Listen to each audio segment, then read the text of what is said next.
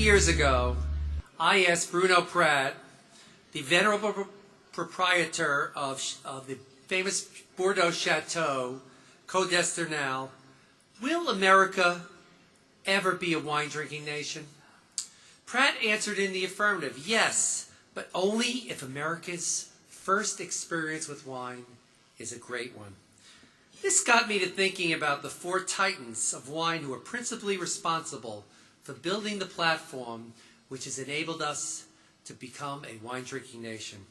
Firstly, there were the two great brothers, Ernest and Giulio Gallo, who worked diligently to introduce Americans on a vast scale to wine consumption. Secondly, there was the genius of Robert Mondavi, who introduced Americans to the benefit of wine and the greatness that Napa and America can achieve. And finally, there was tonight's Lifetime Achievement Award winner, Jess Stonewall Jackson.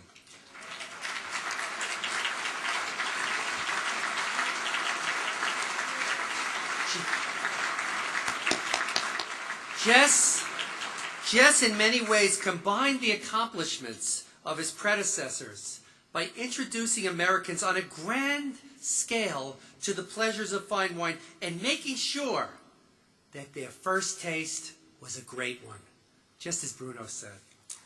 Jess Jackson's clear vision was a huge factor in expanding the course of wine appreciation and consumption in the U.S. today.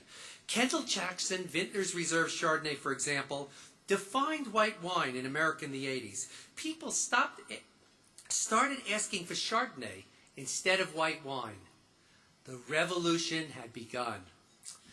Today, Jess and his charming and equally formidable wife, Barbara Banke, operate 24 wineries and vineyards around the world, selling an estimated 5 million cases of great wine a year.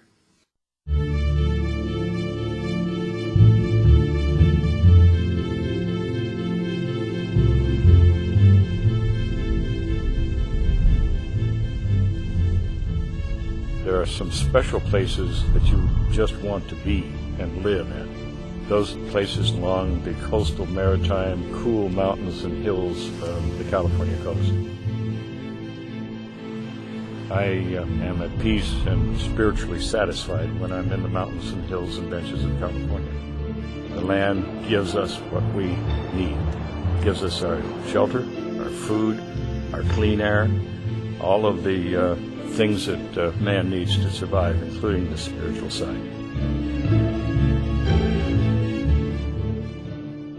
At first they ignored us, and thank goodness they did. For about the first 5 or 6 years, we grew to about 1 million cases, and nobody paid any attention to us because they didn't understand the culture of our company and that we were dedicated to quality and to the consumer's benefit.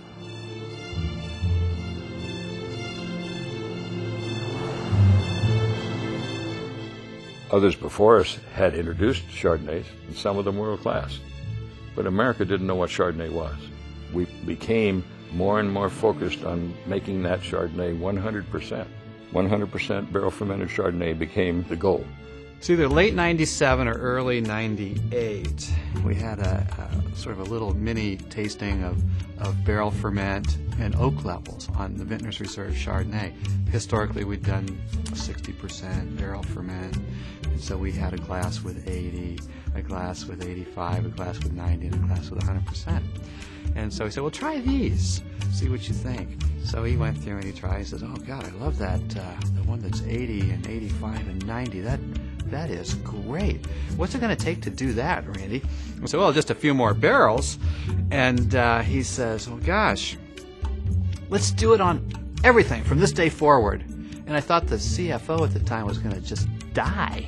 He's thinking dollars and cents, and the three of us are thinking great wine, great quality. And bingo, that's an example of an instantaneous decision in 1 second, multi-million-dollar decision that takes the company and the name to the next level.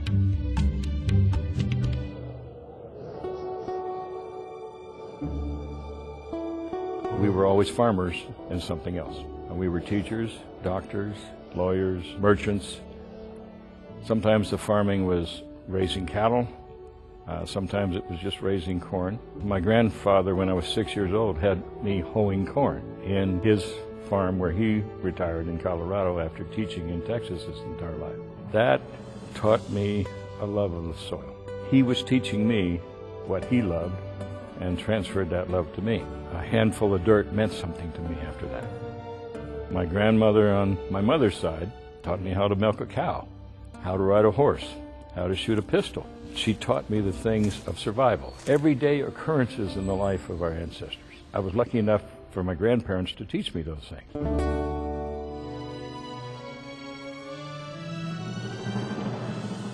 That background of farming and background of awareness of California, hiking through the Sierras, going up the Trinity Alps, driving through the vineyards of California, attaching myself to the land with no particular intent or awareness that I was migrating back to farming. After a career in law and several other careers, I decided that if I was going to raise a family with my beautiful wife Barbara, we should be back on the farm.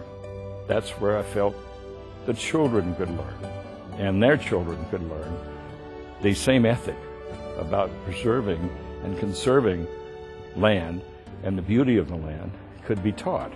So we moved to the place I loved the most, which was Sonoma, from San Francisco.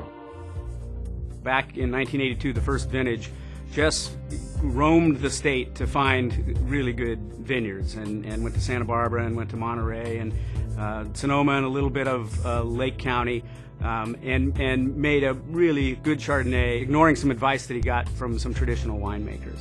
So that was the start, but since then there's been a real plan and organized movement to make the quality of the wine better and better. The strategy became buy the vineyards, control the vineyards, make the highest quality wines. To get world-class quality, you have to find the very special places where intense flavor is developed. Those Grand Cru and Micro Cru areas that are terroir dependent, where the weather, soil, orientation to the sun, all of those things that make the grape balanced and concentrate its flavor. We have some of the top wine estates in the world. We spent years planting some of these vineyards, and it really shows in the wine. Jess has invested in planting these vineyards, buying stave mills in France, making barrels, putting money into vineyards that sometimes take 3 and 4 years before you see the first grape come off. You begin to think, if he's telling me that I can take a risk, when he's taken all of this risk already, then damn it, I'll do it. It looks to some people like we're just on the move to be on the move, and we're acquiring new wineries and new estates just to be doing so. And it's not that at all. It's really reasoned from the standpoint that we want to be in the wine business for a long time. Mine is a vision, I hope, of the 100 or 200 year threshold.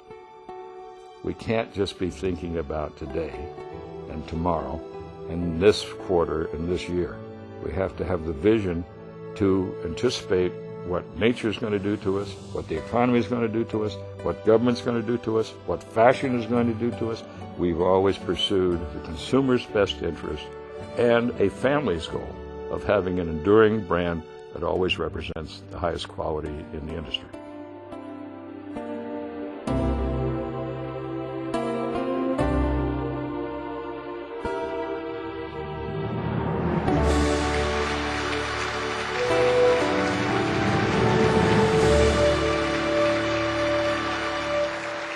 It's a privilege to honor Jess Jackson to the podium to accept Wine Enthusiast Lifetime Achievement Award.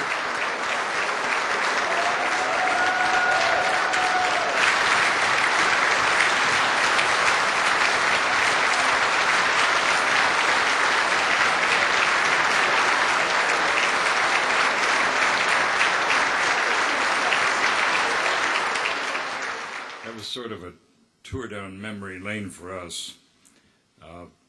The wine industry became our passion and our family's commitment after many years in other careers, including litigation, appellate work, even in the Supreme Court of the United States of America.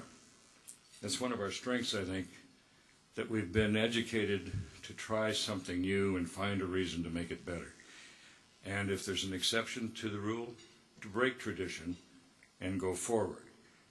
So our other careers, with Decimus Corporation, which programmed your Visa card if you have one in your pocket. That was founded by my friends and I, and we helped the Bank of America create that. All those other experiences we've had, real estate, trowel, farming, helped us build a character and a culture in Kendall-Jackson of quality. And our competitors don't always admit it, but we know internally that we try very hard to be the best. Not always, and there are many other good brands, but our brand is never going to go to the consumer without our approval as a family, because as the Antinois and the Torreys and the Prescobaltis proved to us long ago and are continuing to prove to us, a family has a culture that's not corporate.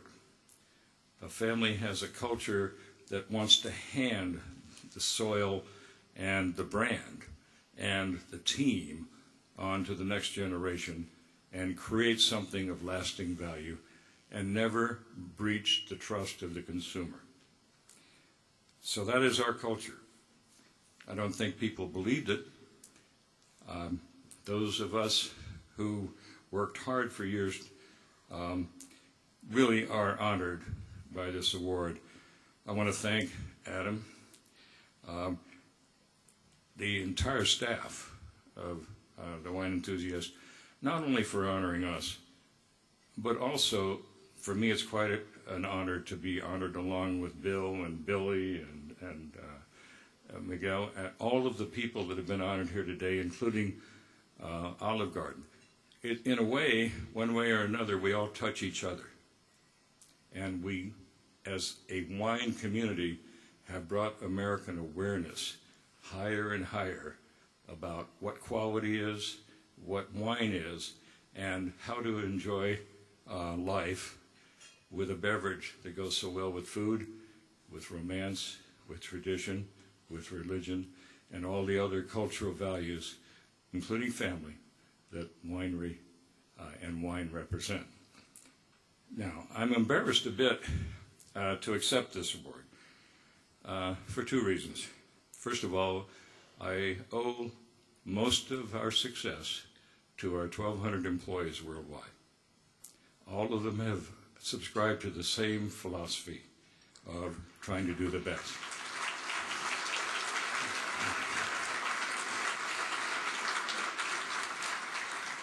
The other reason I even considered possibly rejecting the award, because lifetime, is this the end of my life? No way.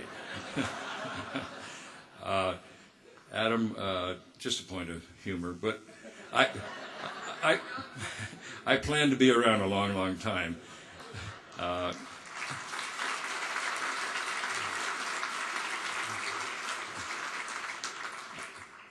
I'm equally proud of some of the things we've done for the industry.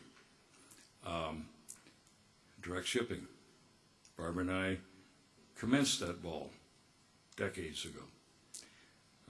Family Winemakers of California formed it with an organization that rebelled from the Wine Institute because the Wine Institute failed in the education of the consumer about what wine was and how quality should be taught. I can go on and on. The industry needs to change for the benefit of the consumer. The consumer's always been our target. And sometimes we don't quite anticipate fashion as an industry and certainly as a company. Sometimes we lead, however. I salute everybody who is on the quality and luxury end of the business for letting that filter down through the industry and impress more and more consumers who, when they taste that first glass of wine, say, wow, I like this. And that's been our goal. We have built the winery based upon that creed that the consumer comes first. But let me now thank all the distributors and all the retailers and all the restaurateurs across the nation, not just for us, but for everyone in the wine industry, because they are the ones that can deliver the message and train and teach the consumer, and each generation has to be taught again and again and again. So thank you, distributors. Thank you, retailers. Thank you, restaurateurs.